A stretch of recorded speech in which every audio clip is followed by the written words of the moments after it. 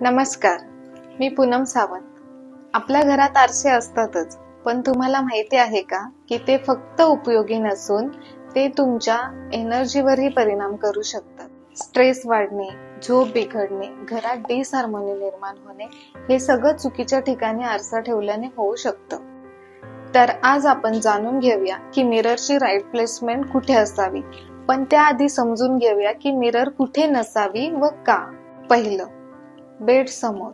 झोपण्याच्या ठिकाणी आरसा नसावा, त्यामुळे तुमच्या झोपेवर परिणाम होतो आणि झोप पूर्ण होत नाही. दुसरं, मेन डोर. मुख्य दरवाजासमोर आरसा नसावा, त्यामुळे घरात येणारी पॉझिटिव्ह एनर्जी रिफ्लेक्ट होते, जे टाळलं पाहिजे. तिसरं, क्लटर समोर.